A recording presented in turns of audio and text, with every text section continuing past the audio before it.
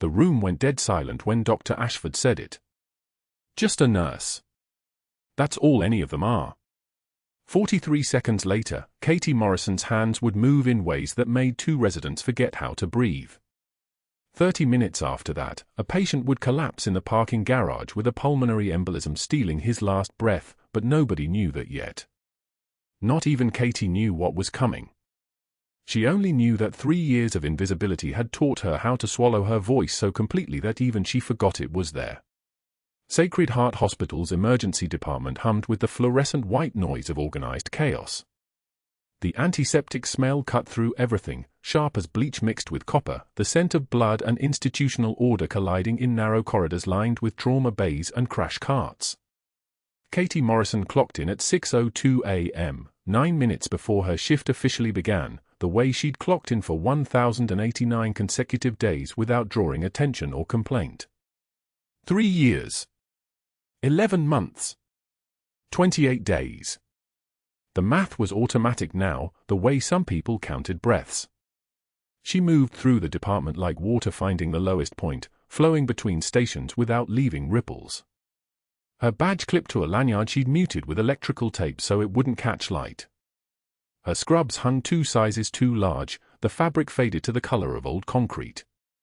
Her auburn hair pulled back so tight that the rope-burn scars at her hairline showed like thin white apostrophes, each one a story she would never tell.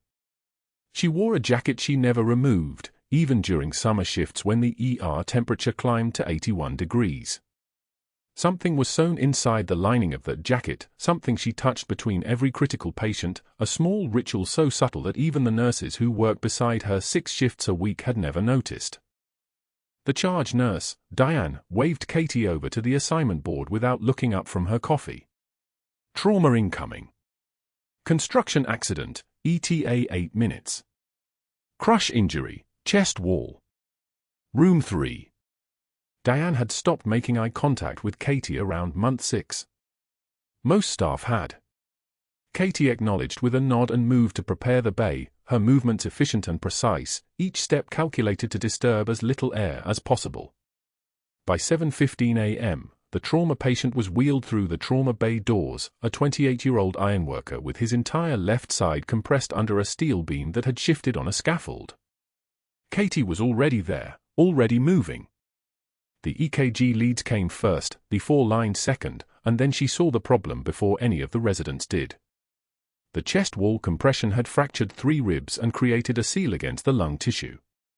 The patient's oxygen saturation was 89 and dropping. 87. 85. The monitor beeped its accelerating warning song. Dr. Ashford stood in the observation window, watching.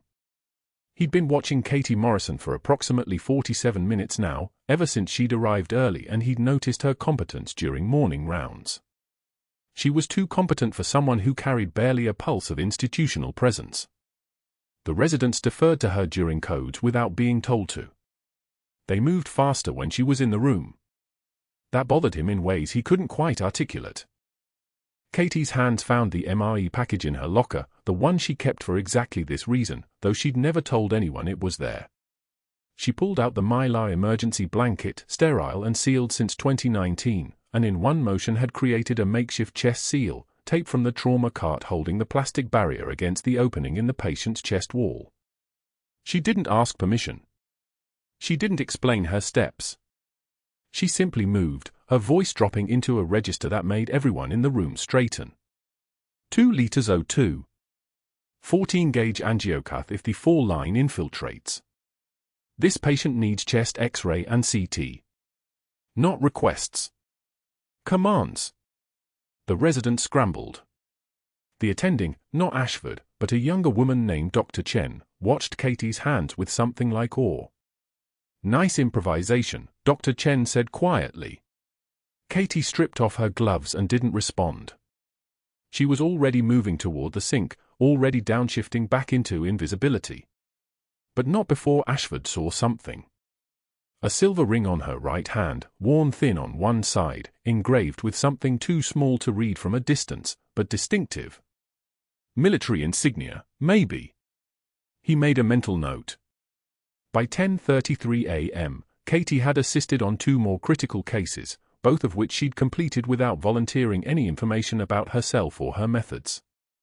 She worked the way monks pray, with complete attention and zero commentary. She was reaching for a fresh set of gloves when the nursing station phone rang. Diane answered, listened for 3 seconds, then looked up with confusion. Katie? Incoming admission, bed 5. 94-year-old male, acute left-sided weakness, facial asymmetry, slurred speech. ETA 5 minutes. Katie nodded and moved to the assignment. Stroke protocol. She'd seen 63 of them in 3 years. The differential diagnosis was straightforward. The patient arrived at 10:37 a.m., wheeled in by the paramedics from a local assisted living facility. His left arm hung motionless at his side. His mouth drooped like a portrait someone had painted while distracted. Katie's eyes moved through the clinical assessment in a pattern as automatic as her heartbeat, facial droop, arm weakness, speech difficulty. The acronym FAST had been invented for exactly this reason. FAST, FAST. The sooner you treat a stroke, the sooner you stop the brain from dying cell by cell by cell. She pulled up the chart. The patient had arrived at the facility 6 weeks ago from a hospital in San Antonio, paralyzed from a spinal cord injury sustained in a fall at his home. He'd been stable, improving slightly with physical therapy. Nothing acute. Nothing that should have sent him back to Sacred Heart on a Tuesday morning in the middle of October. Dr. Ashford walked past her station and didn't slow down. Stable for discharge. Classic anxiety presentation. Patient already catastrophizing about his weakness. Reassure him and schedule follow-up with his neurologist. He said it the way someone might order a coffee. No pause for response. No room for clinical disagreement. Katie's jaw tightened. Just slightly. Just enough that someone who'd spent enough time in rooms where people's lives were measured in heartbeats would have noticed. She reviewed the vitals one more time. Blood pressure 168/92, elevated. Glucose 147, moderately elevated. Facial droop present. Arm strength 0 on the left side. Slurred speech. The symptoms were acute. They were new. They were classic stroke, not anxiety. She moved to the physician station where Ashford was already typing orders into the computer. Around her, the ER hummed with its usual mid-morning rhythm, phones ringing, for pumps beeping, the distant voice of the receptionist announcing a visitor. The smell of hand sanitizer mixed with someone's spilled coffee, sharp and bitter. Katie approached with the same measured steps she used everywhere, the steps that were designed to take up the minimum amount of space in the world. Dr. Ashford, regarding the patient in bed 5. She kept her voice level. Deferential. A question shaped as a statement. His acute presentation concerns me. The facial droop is new onset, the arm strength is 0 on the left side. Those are classic stroke symptoms, not anxiety. We should consider CT, possibly MRI to rule out. Nurse Morrison. Ashford didn't look up from his computer screen. The patient is anxious. Catastrophizing his existing disability. This is not a clinical emergency. He typed something with deliberate finality. His fingers hit the keys like someone placing the final stone on a wall. What he needs is reassurance, not a battery of unnecessary imaging. Katie didn't argue. She'd learned 3 years ago that arguing changed nothing except the target it painted on your back. She nodded once and turned to leave. Actually, Ashford said, his voice sharpening into something that cut through the ambient noise of the department. You know what? Let's make sure everyone understands the chain of command here. He reached for the overhead paging system. His hand found the button with the ease of someone who'd pressed it 1,000 times before. Overhead page, he said quietly to the operator. Then louder, into the microphone, Nurse Nightingale, report to Dr. Ashford's office immediately. Nurse Nightingale. The entire emergency department went quiet for exactly 2 seconds. Katie's hands, which had been moving toward the supply station, stopped. Not trembling. Not shaking. just stopped. The fluorescent lights hummed above them like insects trapped in glass. Around her, she felt the eyes of every staff member in the department shift toward her, not out of concern, but out of the fascinated dread that comes with witnessing someone else's public humiliation. Nurse Nightingale. She hadn't heard that nickname in months. It was the one the residents used when they thought she couldn't hear them. A nickname born from her habit of arriving early to finish charting, of appearing silently at a patient's bedside when they coded, of moving through the department like something half-ghost. Katie turned toward Ashford's office without responding. Her composure was a living thing by then, a creature she'd trained for 3 years to stay absolutely still in public. Her heartbeat remained steady. Her breathing remained even. She moved like someone walking through water that only she could see, and the strength it took to move through that invisible weight was the kind of strength that never made its way into anyone's official record. But before she reached his office, before the door closed behind her and whatever was about to happen happened in private where witnesses couldn't testify, she did something small. She touched the jacket lining where the unit patch was sewn. Her fingers found it through the fabric, the worn edge of something that had once meant everything. She turned it clockwise 3 times, a ritual so ingrained it didn't require conscious thought. The hospital around her continued its organized chaos. Patients moaned behind curtains. Alarms beeped their constant warnings. The paramedics' radio crackled with another incoming call. And Katie Morrison walked toward an office where a man who had no idea who he was standing next to was about to teach her that invisibility, once perfected, becomes a kind of blade. What happened next would end careers. She just didn't know it yet. The overhead speaker crackled at 2:08 p.m., and every nurse at Sacred Heart froze. Would Nurse Nightingale please report to Dr. Ashford's office immediately? Nurse Nightingale to Dr. Ashford's office. Katie's hand stilled above the medication dispensary. That nickname, that degrading, diminishing nickname, meant only one thing. Public execution disguised as a private meeting. Residents exchanged glances. The charge nurse looked away. 2 nurses she'd trained stopped talking mid-sentence, and Katie felt their pity like a physical weight settling across her shoulders. She walked the corridor knowing everyone watched. Knowing everyone whispered. The fluorescent lights cast everything in harsh white, and her boots clicked against linoleum like a countdown timer. 3 years of quiet competence, 3 years of staying invisible, and it had taken one question to undo it all. One moment of advocating for a patient. One instant of choosing compassion over hierarchy. Dr. Ashford's office was cold. He didn't stand. Didn't offer a chair. He remained seated at his mahogany desk, the kind of furniture that screamed old money and older arrogance, while Katie stood in the center of the room like a defendant awaiting sentencing. His fingers were steepled. His eyes were predatory. "You seem confused about hospital hierarchy," he began, his voice dripping condescension like venom from a serpent's mouth. "So let me clarify the organizational structure for you, Nurse Morrison. I am a board-certified emergency physician with 12 years of experience. I have completed residency, passed my boards, and earned the right to make clinical decisions in this department. You are a nurse, a very competent one when you stay in your lane, but still just a nurse.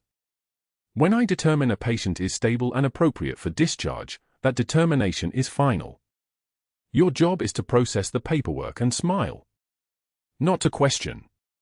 Not to second-guess. Not to contradict me in front of junior residents. Do you understand me, or do I need to use smaller words?" Katie's breathing stayed measured. In. Hold. Out. The single tear that had threatened in his presence earlier built again in her left eye, but she didn't blink. Didn't let it fall. She'd learned to compartmentalize pain decades ago. Pain was information, and information could be processed. Managed. Stored for later when she could afford to feel it. "I understand," she said quietly. But Ashford wasn't finished. The 2-hour dressing down unfolded like a methodical dismantling of everything she'd built here. He detailed every observation he'd logged, the time she'd adjusted a pain medication without explicit physician approval, the moment she'd suggested an additional imaging study, the instances where she'd educated patients about their conditions without first requesting his permission. Each example was technically accurate. Each one was also entirely within her scope of practice as a trauma-certified registered nurse.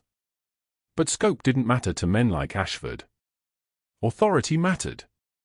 Obedience mattered. "I've been documenting these boundary violations since you started 3 years ago," he said, his voice like a knife drawn slowly across whetstone. "Nurses who overreach create liability. They create problems. They make physicians look bad. And frankly, that's intolerable." He leaned back in his chair with the confidence of a man who'd never faced actual consequences. "I've already had a conversation with my brother-in-law regarding your performance. He sits on the hospital board, and he's been very receptive to my concerns about your gross insubordination. He's also interested in your employment history, or rather, the gaps in it." Katie's chest tightened. The gaps. The 3 years before Sacred Heart that she'd filled with sparse credentials, careful lies, and deliberately vague references. The brother-in-law on the hospital board was a detail she should have anticipated. Ashford was the type of man who weaponized his connections like others wielded power. "You have 2 options," Ashford continued. "You can fight this and watch me bury you in every way that matters. Or you can accept the reassignment I'm recommending and keep your position here, reduced hours, float pool status, overnight shifts only. Your choice." Katie took the measured breath that had carried her through ambushes and interrogations and loss that never quite ended. "I'll accept the reassignment," she said. She turned toward the door, and Ashford's voice caught her at the threshold. "One more thing, Nurse Morrison. Don't ever question my clinical judgment again. Not in front of staff. Not in a patient's hearing. Not in your head if you're standing near me. Are we clear?" "Crystal clear, Doctor." The walk back to the emergency department felt longer than the walk in. Katie's hands were steady. Her voice was steady. But something underneath, something she'd kept locked away since Tikrit, since the night the army told her she was no longer Major Katie Morrison but a ghost who needed to disappear, that something was beginning to crack. The next morning, Katie arrived at 5:27 a.m., before the hospital stirred to life. The supply closet was her sanctuary in these early hours, organized rows of bandages and dressings and 4 supplies, the smell of antiseptic and plastic, the simplicity of inventory that made sense in a world where nothing else did. She reached for the restock cart, and the door behind her closed. Dr. Ashford had been waiting in the shadows. His voice dropped to a whisper that somehow sounded louder than his office tirade. "Your performance review is being finalized today. It reflects gross insubordination, poor clinical judgment, and boundary violations. I've drafted it personally. My brother-in-law has reviewed it, and we've decided it needs to include a formal notation of unprofessional conduct that will follow you to any future employment." Katie's hands trembled once. Just once. Then she forced them still. "You can fight this," Ashford continued, his voice like venom in a hypodermic needle. "You can grieve the decision, file complaints, contact the nursing board. You can waste everyone's time. But I have documentation spanning 3 years. I have board-level support. I have connections you couldn't dream about. You will lose. You will burn. And then you'll never work in emergency medicine again." He was close enough that Katie could smell his cologne, something expensive and aggressively masculine. Close enough that she could see the calculation in his eyes. He was enjoying this. The dominance. The certainty of her destruction. He was savoring it like men had savored power over her entire career, and she felt the familiar weight of military silence settle across her shoulders like a lead apron. "Or," he said softly, "you accept the float pool reassignment. Overnight shifts. Different department every week. Less visibility. Less chance to cause problems. You keep your job, your benefits, your license. You disappear the way you should have 3 years ago. And everyone's happy." Katie took one measured breath. Her left eye burned with the tears she'd learned to delay, and she let one finally slide down her cheek without breaking his stare. When she wiped it away, her hand didn't shake. "History will remember which of us chose cruelty when compassion was possible," she said. The words hung in the sterile air between them like a prayer or a curse. Ashford's face flushed. He stepped back, and Katie moved past him toward the door. She heard him suck in a breath, the sound of a man rehearsing his next attack, but she was already gone. That evening at 6 p.m., Katie walked through the parking lot as the night shift arrived. 15 staff members within earshot. A perfect audience. Ashford intercepted her path between the rows of cars, his timing immaculate, his voice projected for maximum humiliation. "Nurse Morrison," he announced, loud enough to turn heads, "effective immediately. You're being reassigned to float pool status with overnight shifts exclusively. Your inability to function within appropriate professional boundaries has made it impossible to maintain you in a primary emergency department role.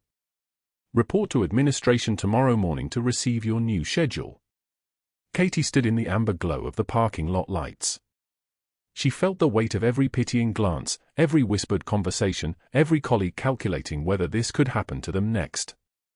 She took one measured breath and responded in a voice that didn't waver, that sounded like it came from somewhere deeper than her chest. "I'll continue providing the best care I can, wherever I'm assigned." But that wasn't the worst part. That wasn't even close. She drove to her car aware of her isolation now, her invisibility now weaponized against her. She sat in the garage for 40 minutes, hands gripping the steering wheel, her right hand catching the dim lighting just right so the silver ring markers had given her caught a glint of pale light. The ring he'd placed on her finger the day she made major. The only piece of her past she couldn't bear to hide completely, though she'd learned to turn the insignia inward, to make it red as just a simple band. 40 minutes of processing the familiar feeling, the erasure. The systematic dismantling. She'd escaped it once by becoming invisible, by shedding Major Katie Morrison like a snake sheds skin, by becoming just a nurse in Houston where nobody asked questions about gaps in employment history. And in 40 minutes, it had all been stripped away. That's when the commotion erupted. 3 rows over. Shouting. The sound of something heavy hitting concrete. Katie's head snapped toward the noise with the instinct that never quite goes away, the part of her that had been trained to respond to crisis before her conscious mind could catch up. She saw the crowd forming. Saw the collapsed figure. Saw the toppled wheelchair. The paralyzed veteran from yesterday. The one she'd tried to save. The one Ashford had dismissed. Blue lips. Barely moving chest. Distended neck veins. Absent breath sounds on the right side. Tracheal deviation. Tension pneumothorax. Probably pulmonary embolism from the stroke he'd had in discharge. The one Ashford said was stable, was nothing, was the clinical judgment of a board-certified physician who couldn't be questioned by just a nurse. Katie ran. Her hands were already moving, already assessing, already knowing what needed to happen in the next 90 seconds or this man would die in a parking garage while bystanders froze and someone dialed 911 and nobody did anything. She dropped to her knees beside him. "You, call the ER and tell them we need a crash cart to parking level 2 immediately," she commanded, her voice dropping into cadence she hadn't used since Tikrit. "You, find me the first aid kit from that security station. You, get every oxygen tank you can carry. Move." Bystanders scrambled. Just like that. Just like soldiers who recognize authority not as a title but as competence. Katie tore open her work bag and pulled out what she carried, for catheters, alcohol wipes, a medication vial. Her hands moved with muscle memory she'd sworn never to use again. The same technique. The same pressure points. The same desperation of a sergeant bleeding out in a collapsed building in Tikrit while they were pinned down and hours from extraction. Needle decompression. The hiss of pressurized air escaping from his chest cavity. The veteran gasping as his color improved immediately. Katie's silver ring flashed in the garage lighting as her hands worked. The Special Forces insignia briefly visible to anyone watching closely. But Katie was focused entirely on keeping this stranger alive, on communicating through her hands what words couldn't express, on proving that some battles must be fought in silence but shouldn't have to be won alone. The paramedics arrived. Katie delivered her report in medical terminology that made the senior paramedics' eyes widen. Field trauma management. Tactical combat casualty care protocols. Things civilian nurses didn't typically know. As they loaded the veteran onto the gurney, Katie stepped back. Her scrubs were covered in blood. She'd drawn a crowd of hospital staff who heard the overhead call. And Dr. Ashford pushed through that crowd, his face purpling, his eyes calculating, his jaw clenching as he took in everything, Katie covered in blood, the veteran being loaded into an ambulance, the whispers circulating through onlookers like electricity. She knew that expression. She'd seen it before on men who realized they'd underestimated their opponent. And she knew what came next. 40 minutes. Katie sat in her car in the hospital parking garage, hands gripping the steering wheel at exactly 9 and 3 o'clock like she'd learned in defensive driving training 17 years ago. The engine was off. The air conditioning had died 5 minutes in, and now the windshield was fogging with her own breath, small clouds that appeared and disappeared, a rhythm she couldn't control. Her scrubs were still damp where the parking lot rain had soaked through during Ashford's announcement. The public humiliation had been choreographed with surgical precision, waiting until the shift change, waiting until the incoming staff were moving through the automatic doors, waiting until he could pitch his voice just loud enough for 20 people to hear. Float pool. Overnight shifts. Effective immediately. The words had landed like physical blows, but Katie had absorbed them the way she'd absorbed worse, jaw tight, breathing level, eyes somewhere middle distance that wasn't his face. But this was different. Sitting alone in the dark of her car, watching staff members exit through the stairwell door 2 levels below, Katie understood something she hadn't before. Being invisible had always been a choice. A tactical decision. She'd volunteered for it when the Pentagon classified her service record, when they'd erased Major Katie Morrison from every database and handed her a civilian social security number and told her that going dark was the price of the mission's secrecy. She'd accepted it then because it made sense, because the operation in Tikrit, the one that saved 17 lives including a Navy SEAL commander who'd become her closest friend, had required compartmentalization that reached into the bloodstream of national security. But Ashford wasn't asking her to be invisible for duty. He was asking her to disappear because she'd threatened his authority. The difference felt like the difference between a tactical retreat and slow erasure. Her phone buzzed. A text from her son Liam, "Mom, working late again." She didn't answer. Couldn't answer. The words would come out wrong, would carry the weight of something she wasn't ready to explain, that she'd made a choice 3 years ago to become a ghost, and now she couldn't remember if it was the right one, or if she'd just given up too easily. Marcus would have known. Marcus always knew when she was borrowing trouble from the future instead of dealing with what was in front of her.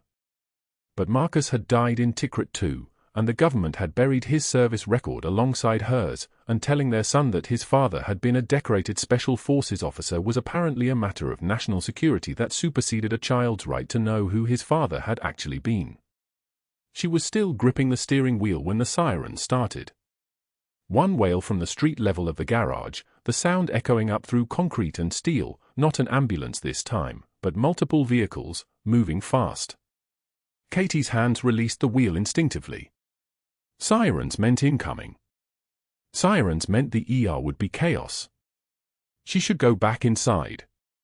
That had been her job for 3 years, be where she was needed, move toward the crisis, save who could be saved. But her badge wouldn't open the trauma bay doors anymore. She was halfway to the stairwell when she heard the sound that stopped her in her tracks, a human voice, not calling for help, but struggling for breath. A man's voice, younger than she'd expected, and the struggle in it was primal, the sound of someone whose body had decided to betray him in the space between heartbeats. Katie moved toward the sound like it was calling her name.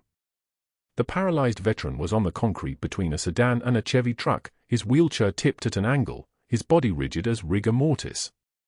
Pulmonary embolism, she knew it the moment she saw the cyanosis spreading across his lips, the desperate heaving of a chest that couldn't access oxygen even as the lungs pulled air into an increasingly useless mechanism. 40 minutes. He'd made it 40 minutes from discharge before his body decided to pay the price for Ashford's dismissal of symptoms that had screamed stroke, that had probably displaced a clot from his paralyzed legs, that had traveled through his bloodstream and lodged in his lungs like a sentence of death written in his own blood. His eyes met hers, conscious, aware, drowning in air. "Can't breathe," he gasped. "I can't." "I know." Katie was already on her knees. Her hands moved with muscle memory she'd sworn never to use again, the kind of muscle memory that came from field training in Tikrit, from holding a bleeder's femoral artery while round snapped past her head, from learning that sometimes the only hospital you have is what you can build from nothing in 90 seconds. "What's your name?" "D. David." His eyes were rolling. O2 sat probably in the 60s now, dropping with every impossible breath. "Please, I can't." "You can, David. You're going to."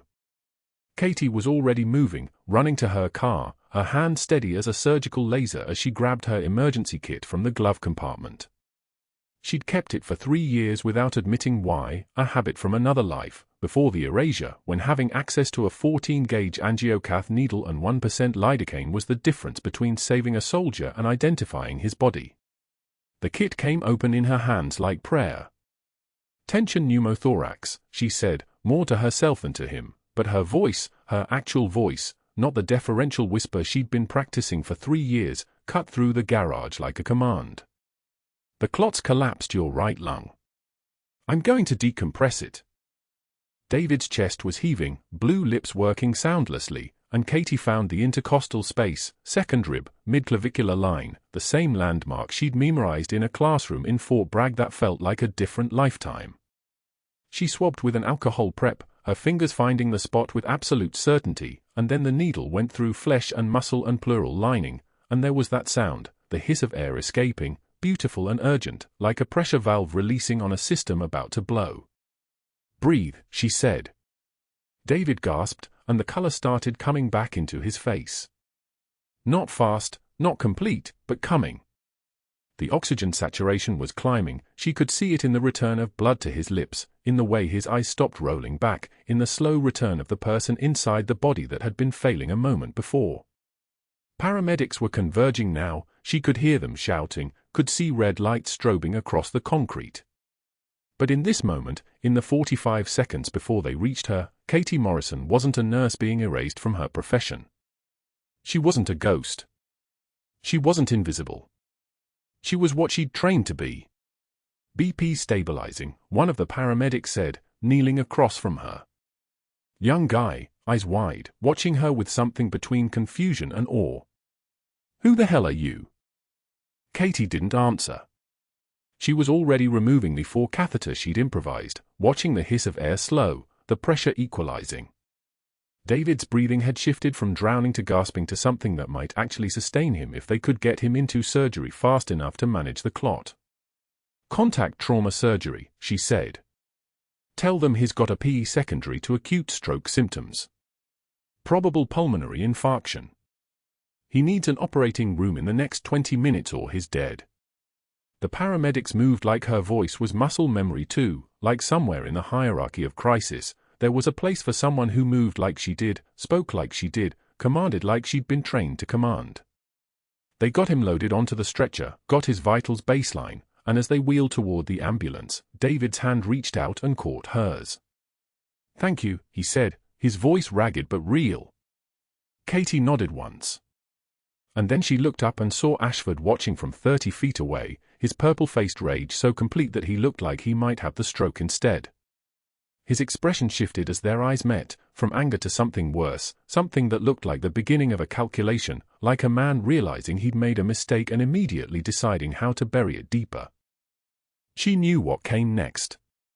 The ambulance pulled away, its siren wailing into the Houston night, and Katie stood in the parking garage covered in David's blood, still holding the medication vial she'd used as an improvised needle hub, her badge still hanging around her neck, her job classification still float pool effective immediately. What happened in the next 48 hours would destroy her. What happened after that would surprise everyone except the man lying in an ambulance who'd felt the ring on her finger in those desperate minutes, who'd recognized the weight of it, who'd know exactly who she was and why it mattered that she'd been there when his body betrayed him. But that knowledge lived in the future. For now, there was only the parking garage and the rain beginning again, and Dr. Ashford's face as he realized that trying to bury a legend was the last mistake he'd ever make at Sacred Heart Hospital. The ambulance pulled away from the parking garage with its lights spinning, and Dr. Ashford arrived 30 seconds too late. His face went purple the moment he saw Katie, blood on her scrubs, blood on her hands, blood spattering her shoes like she'd walked through a crime scene. The paramedics were still loading the veteran, stabilized now, breathing on his own, his color improving with each passing minute. Ashford's eyes went from Katie to the patient to the crowd of staff gathering in the garage, and something in his expression shifted from anger to pure animal desperation. He knew. He'd tried to bury her and instead had revealed something unstoppable. Within the hour, Ashford moved like a man possessed by the singular goal of erasure. He called Nurse Rivera and Nurse Jackson into his office separately, the two nurses who'd witnessed Katie's save, who'd called the ambulance, who could testify to exactly what happened in that garage. To Rivera, he reassigned her to the pediatric oncology unit, 7 floors up and on a completely different rotation schedule. To Jackson, he moved her to the overnight float pool, the position that destroyed schedules and friendships and made meaningful work impossible. Both reassignments were technically within his authority. Both were unmistakably punishment. The next morning, Katie arrived to find the schedule had been altered, her name scraped from the trauma rotation she'd covered for 3 years without incident, her shifts fragmented across random departments on random days. No coherent schedule. No way to build relationships or build competence. Just scattered chaos designed to isolate her from the handful of allies she'd quietly made. By afternoon, an email arrived from hospital administration. Katie's access to the critical care areas had been restricted pending a review of her credentials. The language was bureaucratic, institutional, unquestionably legal. The message was clear: stay out. Don't help. Don't be visible. Ashford wasn't shouting anymore. He was being strategic, calculated, methodical. He was weaponizing systems. That evening, Katie opened her locker and found a sealed envelope taped to the door. Her hands didn't shake as she opened it. She'd been fired by the army once already, erased, classified, buried under the weight of national security. This was just paperwork. The letter cited policy violations, scope of practice concerns, insubordination, and failure to follow chain of command protocols. It was effective immediately. Security would escort her from the building in the morning. Her credentials were suspended pending investigation. She had the right to appeal, though the letter made clear that such appeals would be reviewed by the very administrators Ashford had already spoken to, already influenced, already poisoned against her. Katie folded the letter with the same precision she'd once folded field maps. She placed it in her locker next to her spare scrubs. She didn't cry. She didn't call anyone. She simply closed the metal door and walked out into the Houston evening, where the sun was bleeding orange across concrete and glass. That night, she drove to Restland Memorial on Houston's north side, where Marcus was buried in Section 7, Row 12, Plot 4. The rain started before she reached his grave, not the hard rain of the night before, but a persistent, cold drizzle that soaked through her clothes and made her teeth chatter. She was still wearing her scrubs. She hadn't had the energy to change. Katie knelt in front of the headstone, and the mud soaked through immediately, wet and clinging and cold. The veteran's blood had dried brown on her sleeves. She pressed her forehead against the stone and felt the rain stream down her face, washing with it 18 months of careful silence, 3 years of being invisible, 5 years of building a life that was supposed to be safe. I failed again, Marcus. Her voice came out fractured. After Tikrit, after they buried us, I thought I could at least help people quietly. I thought if I was careful enough, invisible enough, I could just be a nurse. Just save people and go home and nobody would have to know. But I can't even stay hidden, right? That doctor is going to destroy this life too, and I don't know how to fight someone who controls all the systems. The rain intensified, turning the cemetery into something grey and indistinct. Katie's silver ring, the one Marcus had given her the day she made major, inscribed on the inside with coordinates of their wedding day, clipped against the marble as she gripped the headstone. "I saved someone tonight. His heart stopped in a parking garage and I brought him back. And it's going to cost me everything. Again." She stayed there until her fingers went numb and the cold was a physical presence pressing down on her shoulders. The mud had completely soaked through her scrubs now, turning the white fabric the color of wet concrete. When she finally stood, her knees cracked and her breath came out in visible clouds. By morning, Katie had decided not to fight. Fighting had never worked. The military had taught her that some wars were already lost before they began. You executed your mission with precision, and then you disappeared. She arrived at Sacred Heart at 6 a.m., before the day shift, before anyone could see her. The basement corridor was empty and fluorescent lit, hissing with the sound of ventilation systems cycling.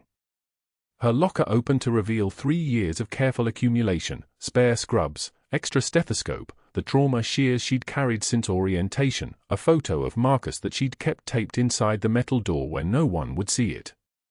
She'd placed exactly 2 items in a cardboard box when she heard running footsteps. Liam burst through the employee entrance at full speed, his school backpack bouncing, his 17-year-old face flushed and determined. He was carrying something that made Katie's entire body go cold, a wooden case, mahogany, the size of a showbox, locked with a brass clasp. The case she'd buried in the attic 6 years ago with strict orders that he never touch it, never open it, never acknowledge its existence. "Mom." He was breathless, tears already streaming down his face. "Mom, they need to see these. You can't let him win. You saved that man's life. You're not supposed to just disappear." Katie reached for the case but Liam pulled back, gripping it against his chest like it was armor. "You told me to stand up for people who can't stand up for themselves." His voice cracked between words. "You told me that doing the right thing matters even when it costs you. Were you lying, or does that only apply to me?" The words hit like shrapnel. Katie opened her mouth and found nothing to say because he was right, completely, devastatingly right. She'd spent 18 months teaching him courage while demonstrating capitulation. Liam didn't wait for her to respond. He grabbed her hand, and despite being 17 and terrified, he pulled her up the basement stairs toward the main corridor with the kind of determination that came from inheriting something unbreakable from someone he thought was broken. The hospital lobby had transformed. On the left side, Dr. Ashford stood with 3 hospital administrators, his arms crossed in satisfaction, clearly convinced he was about to witness Katie's final exit. On the right side, a group in military uniforms surrounded a wheelchair. And in that wheelchair sat the paralyzed veteran Katie had saved, now sitting upright and actually lucid, his eyes clear and direct and fixed entirely on Katie. The contradictions collided. The lobby staff had gathered in confused clusters, sensing something momentous but unsure what. Katie stood frozen in the center of the space, her son beside her, the wooden case in his trembling hands. Liam walked to the center of the lobby and opened the case. The medals were arranged on red velvet in descending order, each one catching the fluorescent light with brutal clarity.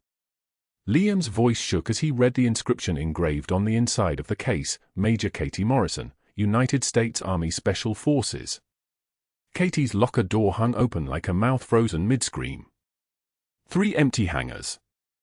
A pile of folded scrubs on the bottom shelf. 3 years of invisibility compressed into a cardboard box that had held printer paper.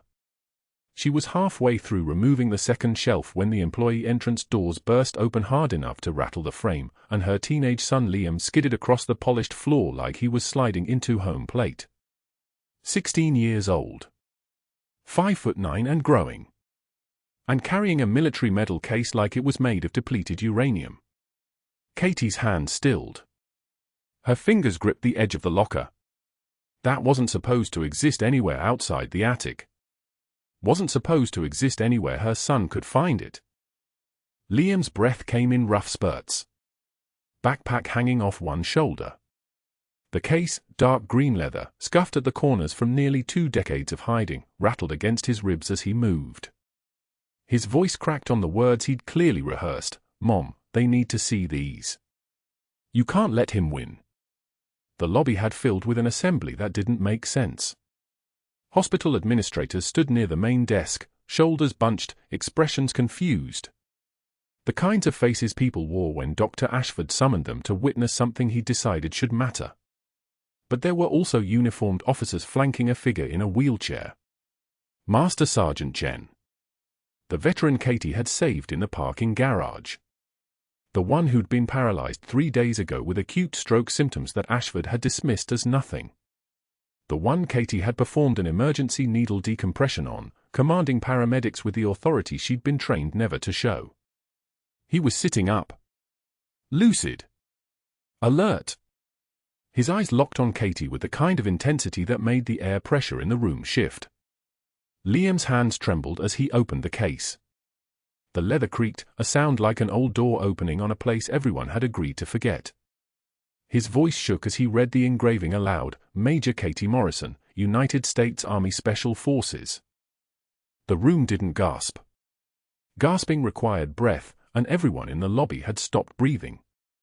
A young nurse Katie had trained, Sarah, the one who'd asked good questions during trauma drills, picked up Katie's personnel file with hands that shook hard enough to rustle the papers.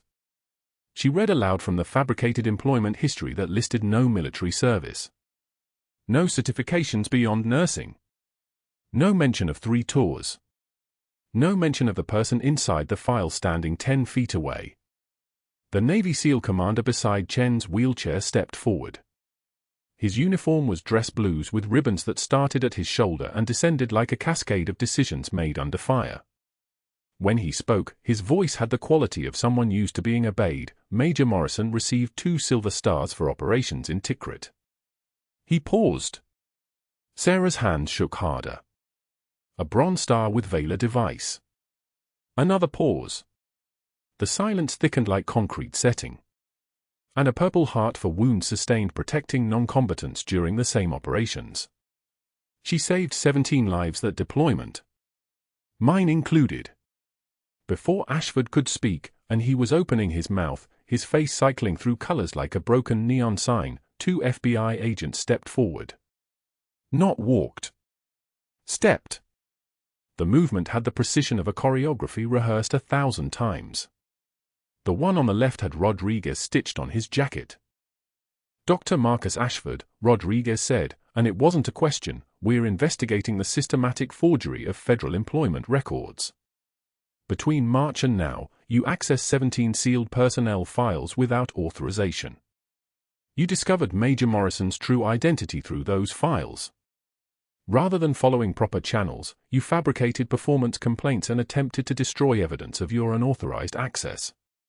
The second agent pulled a tablet from his jacket. She tapped the screen and turned it toward Ashford. Security footage bloomed across the display. Ashford's face in the file room. Ashford's hand on a document labeled restricted.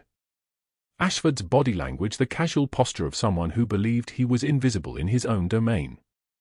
Handcuffs clicked around his wrists with a sound like a period at the end of a sentence. Ashford jerked. Actually jerked, like he'd been electrocuted. His voice rose to a shout, "This is ridiculous. I'm a physician. I have board connections. I was protecting this hospital from someone who lied on her application." Rodriguez pulled him forward. Not roughly. Not gently either. With the same neutral professionalism used for all the thousands of people who'd said exactly this. Your sealed personnel file was processed through a federal witness protection adjacent program for classified military personnel, the second agent said. The documents were legally created by the Department of Defense. You didn't discover fraud. You discovered a protected identity and decided to weaponize it. Hospital staff parted like water as Ashford was walked toward the exit. Their faces showed shock mixed with something else. Vindication. The kind of satisfaction people carried when they watched someone who'd held power over them finally understand they'd held nothing at all. The HR administrator who'd been standing with Ashford suddenly stepped away from him. Loudly announced to the FBI agents that he'd raised concerns about Ashford's unusual file access requests months ago and had been told it was routine departmental review.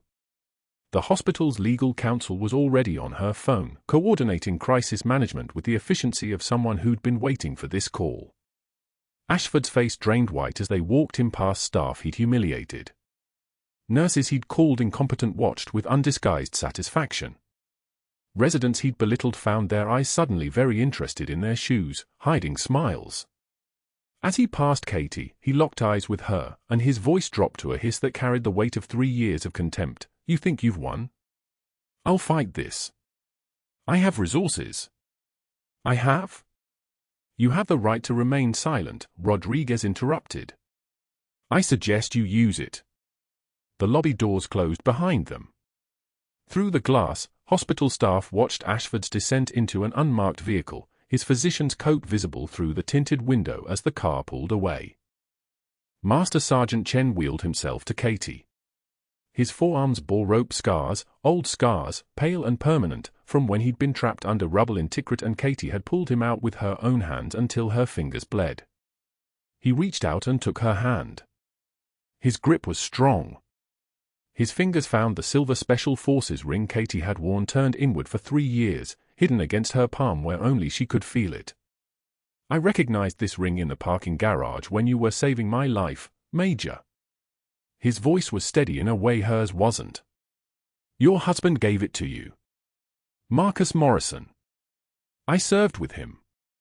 Katie's composure, that careful architecture of military training and forced invisibility, finally cracked. Tears streamed down her face. She nodded wordlessly, unable to trust her voice. Chen continued, when I was stable enough to communicate, I made a call. To our former CO. He made calls that reached people who've been monitoring your status since the erasure order. The FBI investigation into Ashford was already underway. He'd been accessing classified files for months, likely selling information, but your case accelerated everything. The SEAL commander added, the Pentagon has authorized limited restoration of your service record, Major. You'll never be fully public, but you're no longer completely erased. You can exist now. Katie looked around the lobby at faces she'd worked beside for 3 years. Seeing them process who she really was. Feeling the weight of invisibility finally lifting like a physical thing, like setting down a rucksack she'd carried since Afghanistan. A young nurse approached hesitantly. Sarah. The one with good instincts and questions that cut to the center of things. Major Morrison, all those times you knew exactly what to do in codes. When you'd take charge and then catch yourself. You were holding back. Katie found her voice. It came out steadier than expected. I was ordered to disappear. I took it literally. The hospital's chief of staff stepped forward, his face carrying the carefully neutral expression of someone making career decisions in real time. Major Morrison, your termination letter is void. We'd like to discuss not just reinstatement but a position heading our new trauma protocol development program. Your expertise is clearly exceptional. But that wasn't the moment that would stay with Katie. The moment was this, Master Sergeant Chen reaching down to the floor and picking up the faded unit patch, the one sewn inside her jacket lining for 3 years, now professionally mounted in a frame. He held it toward her with both hands, like a child offering something precious. The patch showed a dagger through a wreath, the words First Special Forces barely visible under decades of wear. 17 of us are alive because of you, Major, Chen said quietly.